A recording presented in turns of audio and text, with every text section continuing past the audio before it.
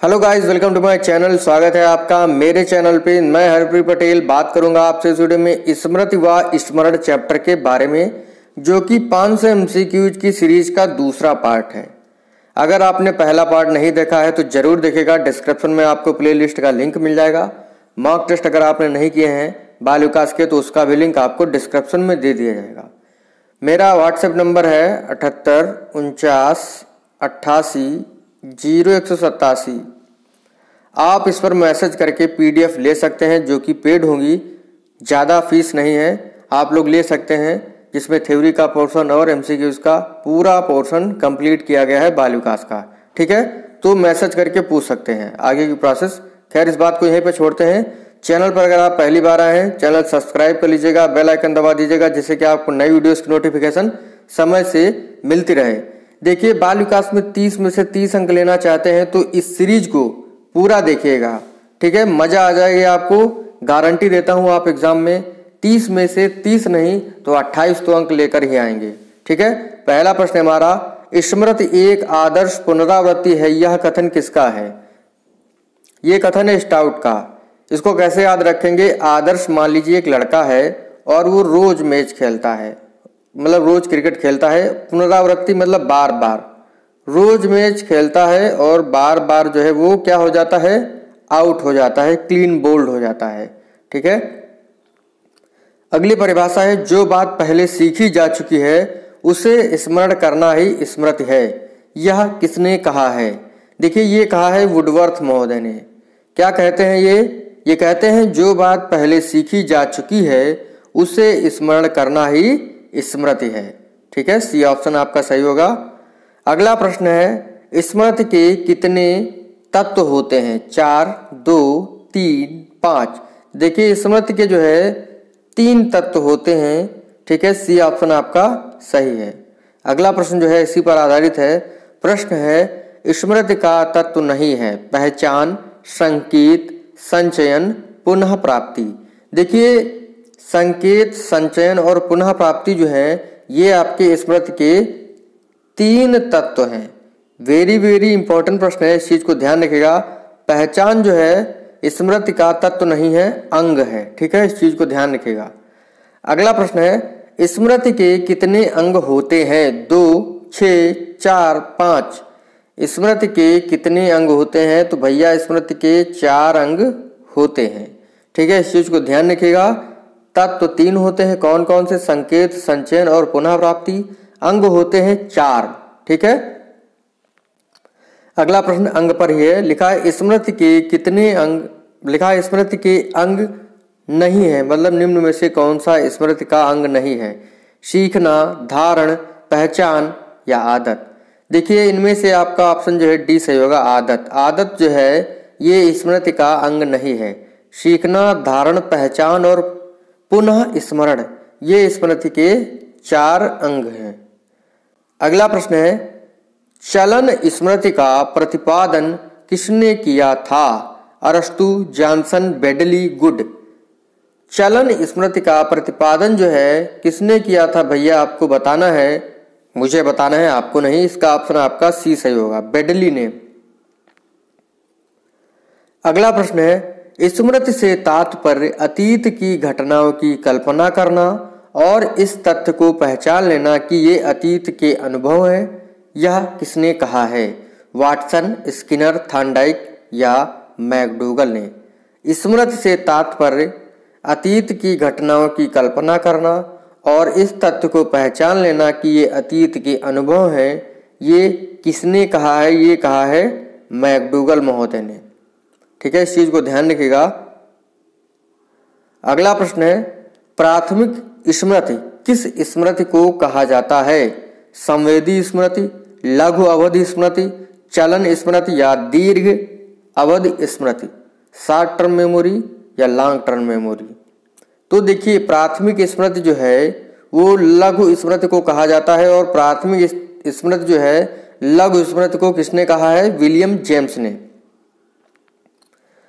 अगला है, दीर्घ अवधि स्मृति को गौड़ स्मृति किसने कहा है? विलियम जेम्स, गेट्सवान, वाटसन, वाबलेयर या सोरेनसन। लॉन्ग टर्म मेमोरी जो है इसको गॉड स्मृति कहा है। किसने कहा है? विलियम जेम्स ने। पहला ऑप्शन आपका एकदम सही है। पिछला वीडियो जरूर देखेगा क्योंकि जो 500 एमसीक्यूज की सीरीज है, पिछली बार मैंने एक सीरीज बनाई थी 500 एमसीक्यूज की, जिससे कम से कम 28 प्रश्न फंसे थे हूबहू। ठीक है, आप किसी भी राज्य का टेट देने जा रहे हो, यूपी टेट है, एमपी टेट है, एच टेट है, ठीक है, किसी भी राज्य का टेट देने जा रहे हैं तो आपके लिए ये सीरीज बहुत ही महत्वपूर्ण होगी। रीट का एग्जाम है, सभी के लिए बहुत ही महत्वपूर्ण है। अगला है लघु अवधि स्मृति का समय कितना होता है? 20 से 30 सेकेंड, 1 सेकेंड, 10 सेकेंड या 5 से 6 सेकेंड। शॉर्ट टर्म मेमोरी का जो समय होता है वो 20 से 30 सेकेंड माना जाता है। ठीक है, पहला ऑप्शन आपका सही होगा। अगला है दीर्घकालिक स्मृति को उसके अंतर विषय के आधार पर कितने भागों में बांटा गया है? 2, 3, 4, 6। तो देखिए, दीर्घकालिक स्मृति को उसके अंतर विषय के आधार पर 2 भागों में बांटा गया है, घोषणात्मक स्मृति और अघोषणात्मक स्मृति। अगला प्रश्न है घटना तथा अनुभूतियों के स्वरूप के आधार पर 2 भागों में प्रासंगिक स्मृति और अर्थगत स्मृति में किसने बांटा है दीर्घकालिक स्मृति को? सोरेनसन, गैसल, टुलविंग या रॉस? तो टुलविंग ने जो है दीर्घकालिक स्मृति को घटना और अनुभूतियों के आधार पर 2 भागों में बांटा है। पहला भाग है प्रासंगिक स्मृति, दूसरा है अर्थगत स्मृति। अगला है किसने कहा है स्मृति के नियम वे दशाएं हैं जो अनुभव के पुनः स्मरण में सहायता देती हैं? Skinner, B N. Jha, Nunn, Freud? तो ये कहा है बी.एन. झा महोदय ने। क्या कहा है? स्मृति के नियम वे दशाएं हैं जो अनुभव के पुनः स्मरण में सहायता देती हैं। स्किनर महोदय अमेरिका के निवासी थे। इन्होंने क्रिया प्रसूत अनुबंधन सिद्धांत दिया था। अपने सिद्धांत को सिद्ध करने के लिए इन्होंने 1938 में चूहे पर, 1943 में कबूतर पर प्रयोग किया था। इस चीज को ध्यान रखिएगा। फ्रायड महोदय ने मनोलैंगिक सिद्धांत दिया है जिसकी 5 अवस्थाएं बताई थी। ठीक है, अगला प्रश्न है आदत का नियम, निरंतरता का नियम, परस्पर संबद्ध का नियम जो स्मृति के 3 नियम हैं किसने बताए हैं? Rousseau, Johnson, B N. Jha, Ross? आदत का नियम, निरंतरता का नियम, परस्पर संबंध का नियम, ये बताए हैं बी.एन. झा महोदय ने। ठीक है, आदत का नियम क्या है? देखिए, कोई भी चीज को हम इतनी बार पढ़ते हैं तो हमारी आदत में आ जाती है, हम जो है उसे कभी नहीं भूलते हैं। निरंतरता क्या होती है? लगातार किसी काम को करते रहना जो है, जब किसी काम को लगातार करते रहेंगे तो हमारी स्मृति में बनी रहेगी। परस्पर संबंध क्या होता है? जैसे एक घटना दूसरी घटना से जुड़ी हुई होती है, जब हमको एक घटना याद आती है तो उसके साथ दूसरी घटना भी याद आ जाती है। ये होता है परस्पर संबंध का नियम। थ्योरेटिकल पोर्शन अगर आपने देखा होगा तो आपको बताने की जरूरत नहीं पड़ेगी, और थ्योरेटिकल पोर्शन को देखने के लिए डिस्क्रिप्शन में आपको लिंक दे दिया गया है। 56-57 वीडियो बने हुए हैं, अगर आप उनको देख लेते हैं आसानी से एग्जाम में अच्छे अंक लाएंगे। अगला है अच्छी स्मृति के लक्षण में कौन सा नहीं है? शीघ्र पहचान, ये तो होता है। शीघ्र धारण शक्ति, ये भी होता है। शीघ्र पुनः स्मरण, ये भी होता है। याद ना आना, जिसकी अच्छी स्मृति होती है उसको जल्दी आसानी से याद आ जाता है। ठीक है, देर से याद नहीं आता है। तो आपका ऑप्शन डी होगा, अच्छी स्मृति का ये लक्षण नहीं है। अगला प्रश्न है कौन सी स्मृति में बिना सोचे समझे रटकर स्मरण रखते हैं? आदत स्मृति, यांत्रिक स्मृति, निष्क्रिय स्मृति या सक्रिय स्मृति?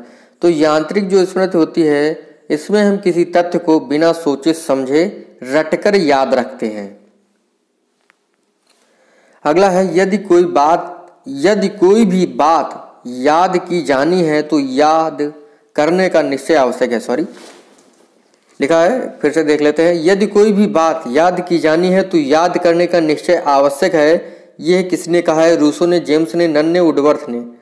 तो वुडवर्थ ने कहा है। ठीक है, इस चीज को आप लोग ध्यान रखिएगा कि अगर हम कोई भी बात याद करना चाहते हैं तो याद करने का निश्चय आवश्यक है। किसने कहा है? वुडवर्थ ने। अगला है अपने अनुभवों को संचित रखने, उनको प्राप्त करने के कुछ समय बाद चेतना के क्षेत्र में पुनः लाने की जो शक्ति है, जो शक्ति हम में होती है, उसी को स्मृति कहते हैं। किसने कहा है? रायबर ने, जॉनसन ने, मन ने, गैसल ने? तो ये कहा है रायबर ने। ठीक है, अंतिम प्रश्न हमारे इस वीडियो का, और अगर आपको वीडियो अच्छा लगा हो लाइक कर दीजिएगा, शेयर कर दीजिएगा। ठीक है। प्रश्न है, मन में स्मृति चिन्हों का निर्माण क्या कहलाता है? संकेत, संचयन, पुनः प्राप्ति, पहचान। तो ये होता है संकेत। पहला ऑप्शन आपका सही होगा। देखिए, मन में स्मृति चिन्हों का निर्माण करना संकेत होता है। संचयन यानी जो संकेत है उनको कुछ समय के लिए धारण करना संचयन होता है। और जो संकेत हमने धारण किए थे उनको दोबारा याद करना पुनः प्राप्ति होता है। ठीक है। तो इस प्रकार से जो आज हमारा चैप्टर था स्मृति व स्मरण, वो यहीं पर समाप्त होता है। ठीक है। अगला जो आपका टॉपिक है वो है विस्मरण और कुछ मनोवैज्ञानिक किताबें। ठीक है। तो मिलते हैं आपसे अगली वीडियो में। थैंक यू फ्रेंड, धन्यवाद।